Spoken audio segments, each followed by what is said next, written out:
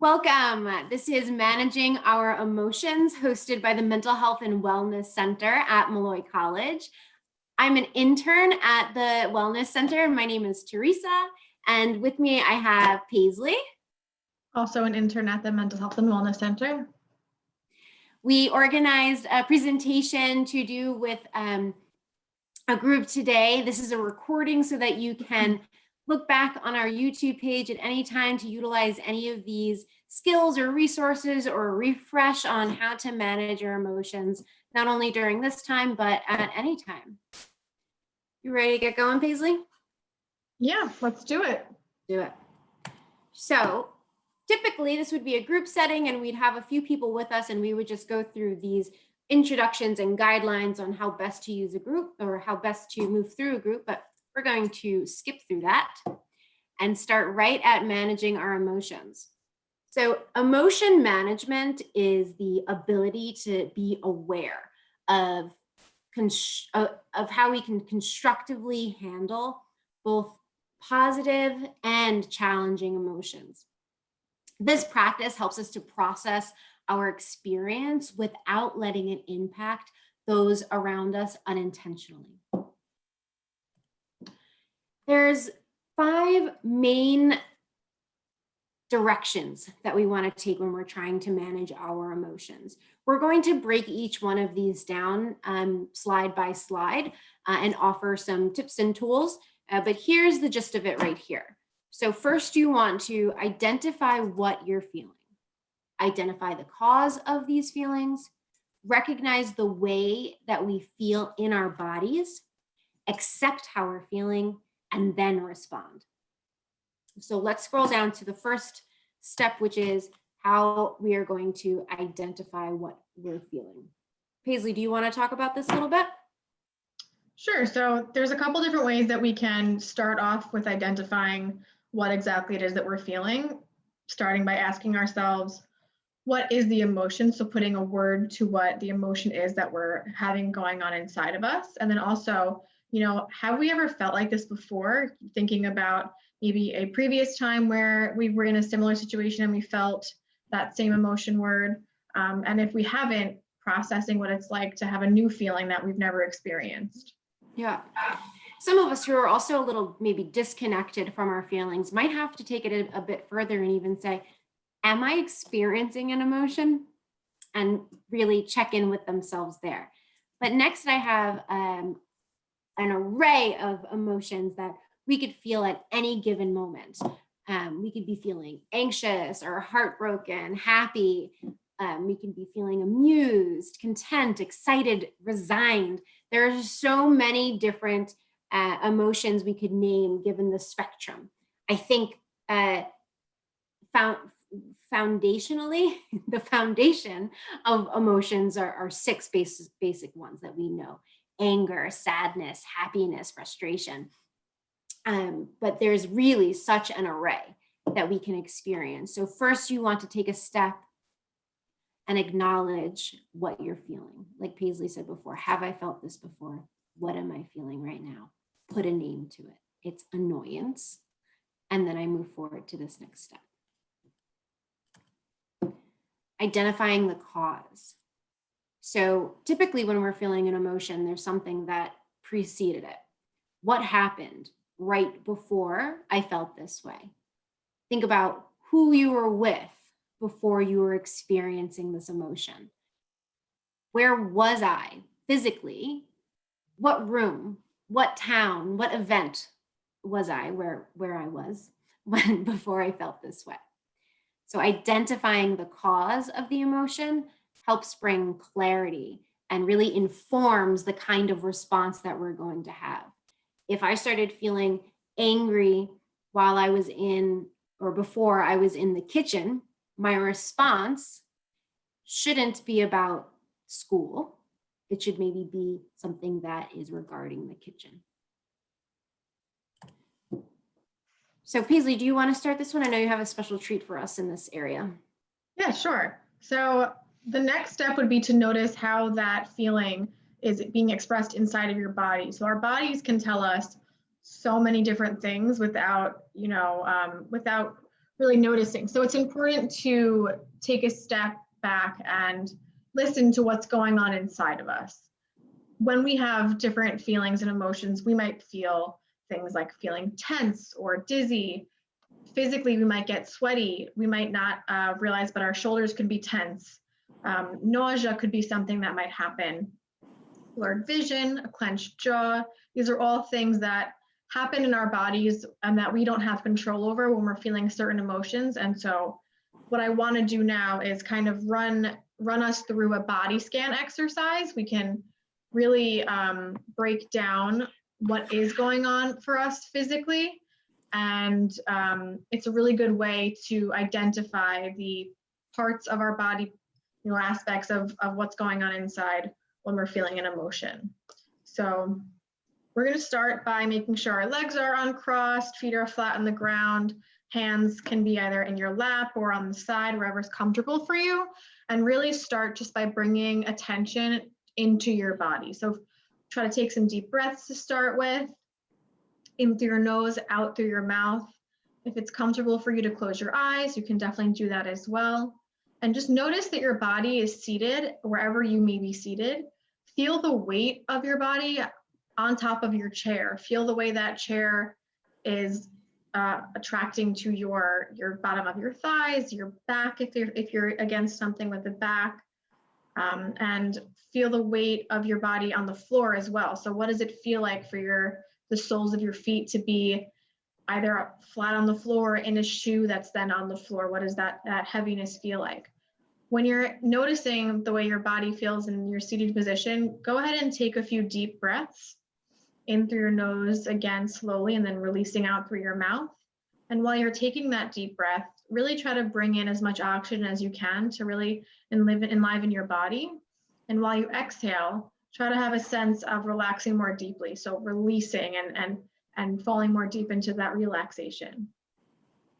While you're doing so, notice that your feet are on the floor, and notice any sensations that your feet might be experiencing. So maybe you feel weight or pressure, some vibration if someone happens to be walking around you, maybe a truck's passing by. Notice that vibration, and notice maybe any heat or cold sensation you might also be feeling in your feet. Notice how your legs might feel against the chair, the pressure of having your body pulled down towards the gravity. Maybe there's some pulsation going on, or a heaviness that you might feel from letting your body sit like this. Maybe there could even be some lightness happening. Maybe you're feeling uplifted and relaxed, which can bring you some lightness in your body. Notice how your back feels against the chair, about how your spine is molding to the back of your chair. Bring your attention next into your stomach area. Notice if your stomach is feeling tense, feeling tight, and using your breath, let your stomach area soften. So let's take another deep breath in through our nose and really out through our mouth, and bring that energy into our stomach. Next, notice your hands. What are they doing? Are they tense, or they may be tight? Maybe you're clenching your hands into fists and you don't even realize that you're doing it. See if you can allow your hands to soften, to become open and relaxed and almost weightless. From there, let's notice how our arms are feeling. Maybe there's some sensation going on, some tingling perhaps. Let your shoulders be soft. Release your shoulders and drop them down to the best of your ability. Let's move up and notice how our neck and our throat feel. Maybe we're holding tension in our jaw. Soften your jaw. Let your facial muscles and your face relax and become soft. Once we've done that, we've worked our way up from our toes to our face. Notice that your whole body is present. Take another deep breath in through your nose and out through your mouth, and be aware of your whole body as best as you can. Take one more breath.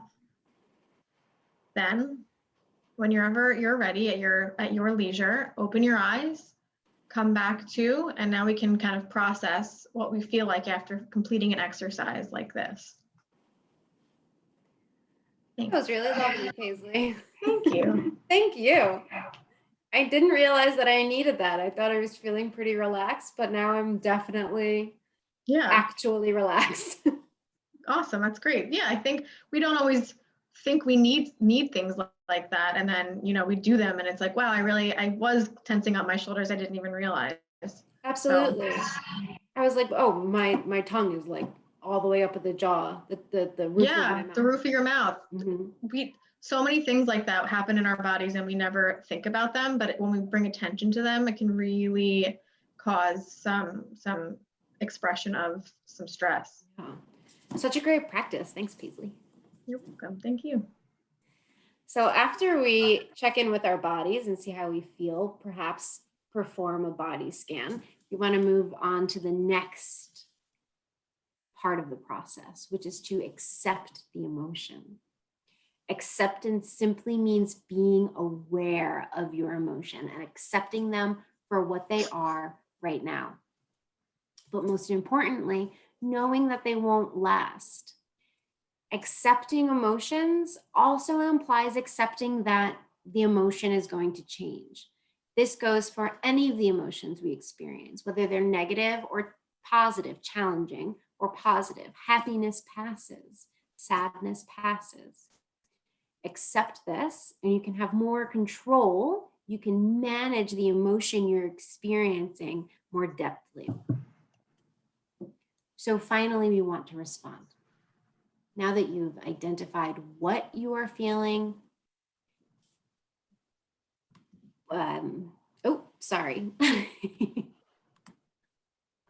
Now that you've identified what you're feeling, what caused that feeling to come up in you, how the feeling is actually living in your body, and that you've accepted it, you're really ready now to respond. Now you're able to respond to that frustration that happened in the kitchen. Now you're able to respond to that student that maybe irritated you, rubbed you the wrong way.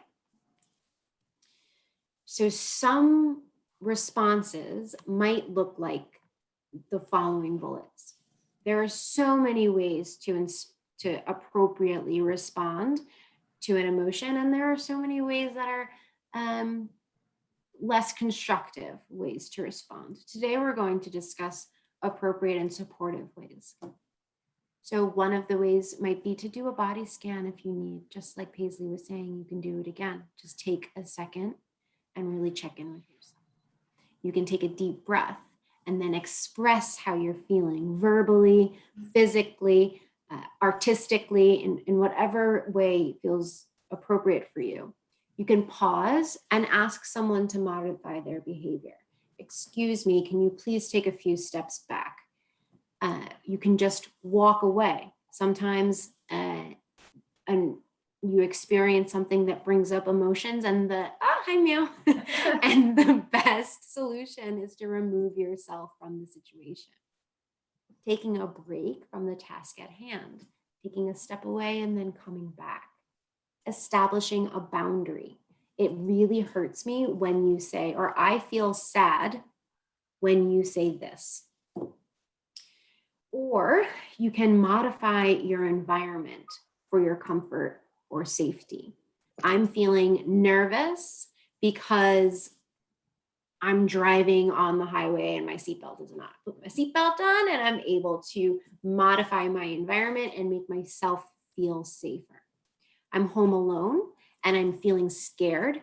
I can call Paisley and feel connected and safe with somebody, modifying my environment to feel comfort and safety. So given that this is the type of presentation that we generally do with a group, we like to leave space for discussion. Here, we really like to talk about how other people manage their emotions, allow them to share any responses that we haven't listed, and even to kind of process some of the emotions that they haven't really been able to manage well, so that we can connect and understand that we're human and emotions can be a challenging thing. So Paisley, if you have anything you'd like to share here, I'd love to know what might be on your mind about this. Yeah, I think in terms of managing my emotions personally, if we wanted to get like a little discussion going about how maybe we choose to manage our emotions, something that really spoke to me throughout this presentation, and you touched upon it, is is modifying my environment. So I think that's one of my go-tos if I'm somewhere or around something, or in an environment where I'm unhappy, and it can be easily changed by me maybe leaving or something along those lines. I do try to adjust the situation by removing myself if I know that my environment is what is causing my feelings of maybe frustration or anger to happen. So I like that was something that you touched upon. Yeah, I feel like just knowing you for how long I have, action-oriented pieces seem to ring so true with you, and that action of walking away or removing yourself seems like it would be genuinely supportive for you. Definitely. Yeah, I agree. I think also making sure my boundaries are set is a big one. I think that's a really powerful one too, because it's being able to have your own voice and set boundaries about things that affect yourself is difficult, but also once you find that power, it can be so strong. So I that one sticks out for me too. Yes, love boundaries. We could talk about that for a whole other session, and maybe we will.